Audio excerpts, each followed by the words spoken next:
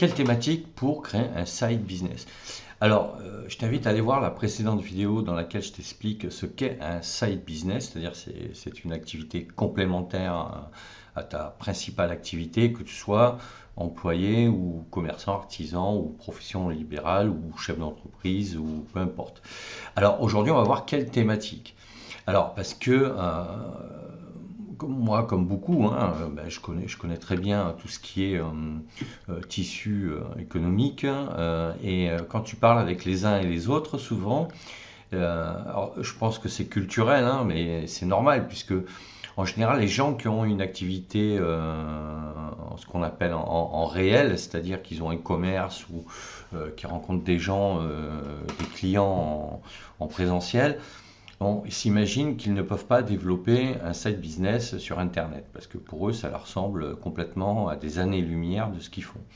Et c'est là où ils font une première erreur. Parce que qui peut être concerné et qui peut en réalité créer un side business. Donc là, ici, on est sur mon blog Cap sur vous, tu vois. Alors j'ai une page ici de présentation, comment devenir formateur en ligne, bref, où j'explique, voilà, devenir formateur en ligne, etc. Et si tu veux, tu as tout un chapitre sur donc qui est concerné. Et en fait, ce sont ben, les personnes qui ont envie, certes, de créer une activité complémentaire à leur principale activité, mais parmi les statuts, ben, on va retrouver, par exemple, alors ça peut être des artistes, tout simplement. Aujourd'hui, on le voit, il y a une plateforme célèbre qui propose des masterminds avec des acteurs, des écrivains, des peintres, des photographes, des cinéastes. Alors, c'est des masterminds, mais ça s'apparente. Alors, le mastermind, pour moi, c'est une formation au format séminaire, on va dire, mais c'est bien, hein. Attention, j'en ai suivi moi-même et c'est hyper intéressant, on apprend plein de choses, mais ça reste des masterminds, si tu veux.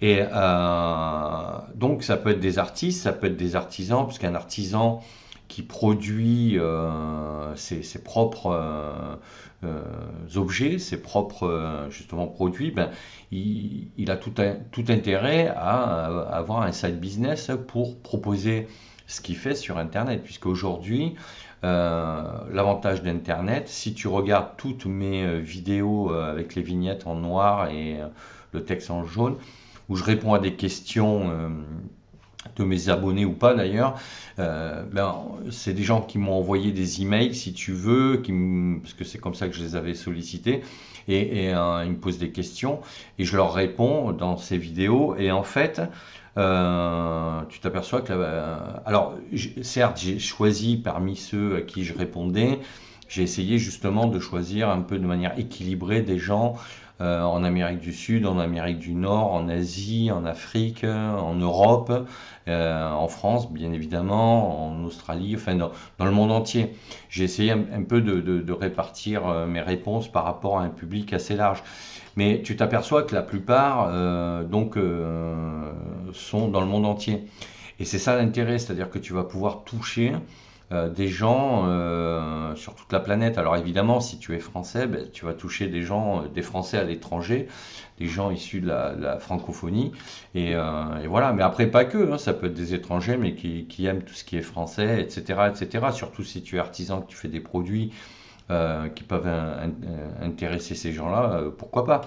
Donc voilà, tu peux être artisan, tu peux être commerçant si tu as une boutique de prêt-à-porter, une boutique d'objets de valeur ou pas, des objets de décoration, etc. Quoi que tu fasses, de toute façon, tu dois avoir aujourd'hui un site au moins vitrine, c'est-à-dire pour présenter qui tu es, ce que tu fais, tes produits, et mettre en place une boutique en ligne. Enfin, aujourd'hui c'est le b.a.-ba, puisque certes, si tu as une boutique, tu vas toucher la population locale, c'est ton premier objectif, on est d'accord sur ça. Mais c'est également de rayonner à l'extérieur de ta rue, parce que si tu prends même les zones touristiques dans les grandes villes, euh, et la France notamment, qui est un des pays les plus touristiques, hein. On est parmi les premiers ou seconds pays qui attireront le plus de gens dans le monde, quoi. Ben, donc ça veut dire que tu as des gens qui vont venir si ce que tu proposes les intéresse, hein, tout simplement.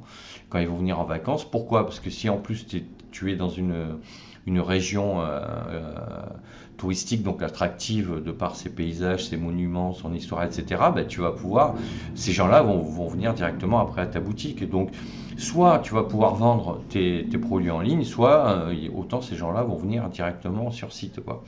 Donc ça, si tu es commerçant, c'est incontournable. D'ailleurs, aujourd'hui, toutes les grandes marques internationales ont un site internet et tu peux acheter en ligne, hein. De toute façon, ça c'est, il n'y a pas photo là-dessus, quoi.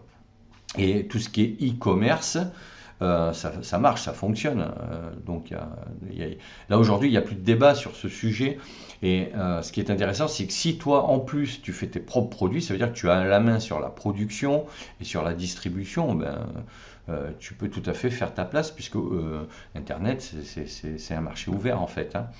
Donc si tu es ensuite, si tu es coach, hein, parce que bon, les coachs, là aussi en général, c'est vrai que c'est une activité qui implique une relation, hein, très, très personnalisée en général. Mais si tu es coach ou même formateur, hein, formateur en présentiel, bah, tu peux tout à fait proposer tes prestations en ligne. Alors si tu es coach, tu vas peut-être pas faire du coaching euh, en virtuel, on va dire, mais tu vas pouvoir faire des formations, donc tu vas compléter ton activité. Si tu veux vendre tes prestations en direct, en passant par Internet, on va dire, là, ben, tu vas faire du coaching en ligne. Moi, si tu veux, j'étais à un moment donné formateur pour un centre de formation. On faisait du coaching pour les élèves et ça m'est arrivé de coacher des élèves qui étaient en Océanie, donc à l'autre bout du monde. Donc c'est ça qui est excellent avec Internet, c'est que aujourd'hui, tu peux avoir accès à des tas de personnes à l'autre bout du monde grâce à Internet. Ensuite, ben, que tu sois thérapeute, parce qu'aujourd'hui, les thérapeutes, ben, il y a beaucoup de gens sur le marché et ça peut être compliqué, hein, de se faire connaître. Et ce qu'on sait aujourd'hui, c'est que, alors les réseaux professionnels, tout ça c'est bien, mais ça prend du temps. Ça prend du temps et quand on démarre une activité, on a besoin de rapidement générer du chiffre d'affaires et d'avoir des clients. Donc là, Internet peut être une solution à mener de concert avec une activité en réel. Mais il faut la planifier, quoi qu'il en soit, dans un même temps. Ça, c'est incontournable. Et un thérapeute, alors c'est vrai qu'un thérapeute, il aura, comme le coach, hein, d'ailleurs, il aura peut-être une approche avec une prise de rendez-vous en ligne, donc avec la mise en place d'un calendrier, mais ça avec WordPress aujourd'hui et des plugins qui permettent de le faire, c'est pas très compliqué. Alors il faut aussi se former, mais j'en parlerai à la fin de la vidéo. Donc ça peut concerner les thérapeutes, donc les formateurs, quel que soit le secteur. Alors sauf si tu es formateur dans un domaine très réglementé, ben, tu devras de la même manière faire valider tes cours et respecter ta réglementation de base, quoi, hein. Donc là, il faudra t'assurer de ça aussi. Et après, que tu sois également salarié. Si tu es salarié, aujourd'hui, avec le statut d'auto-entrepreneur, tu peux cumuler une autre activité à partir du moment où ça ne nuit pas juridiquement à ta principale activité en tant qu'employé, d'accord? Et après, si tu es ben, évidemment entrepreneur, chef d'entreprise et même étudiant, parce que aujourd'hui il y a de nombreux étudiants sur YouTube, sur Internet qui créent leur business en ligne. Et voilà, donc pourquoi? Parce que ben, c'est l'accessibilité. C'est l'accessibilité, c'est aujourd'hui l'ergonomie et la facilité d'utilisation des outils qui a fortement évolué. Il y a 15-20 ans, j'ai fait une vidéo sur ça, sur le marché du e-learning. Dans les années début 2000, il fallait faire appel à des développeurs en PHP, travailler sur des cahiers des charges. Et encore, tu mettais en place des solutions, mais qui s'adressaient souvent à des salariés en interne dans les grosses structures ou avec un fichier de clients existants en présentiel que tu avais déjà et à qui tu proposais ces prestations. La notion de SEO n'existait pas. Mais aujourd'hui, tout ça c'est terminé. Aujourd'hui, le marché est mature pour, si tu appliques les bonnes méthodes, si tu suis les bonnes formations que tu apprends, à savoir te faire référencer sur Internet, comment rédiger du contenu qui va générer du trafic vers ton site, tu vas forcément générer du chiffre d'affaires à terme, quoi. Donc en fait, quelle thématique? En fait, toutes les thématiques quasiment peuvent être aujourd'hui, peuvent permettre de créer un side business, quoi. Donc voilà ce que je voulais dire sur ce sujet-là, parce que tu as aujourd'hui plein de gens qui pensent ne pas être compatibles, Internet compatible, alors que c'est complètement faux. Même tu prends un club de judo, un club de Wing Chun, un club de Kung Fu, enfin je sais pas moi, tout, ou un club de sport, on l'a bien vu pendant le Covid, hein, tu as plein de coachs sportifs qui ont donné des cours en ligne et des clubs de fitness qui ont donné des cours en ligne pour compenser le fait qu'ils étaient fermés auprès de leurs clients.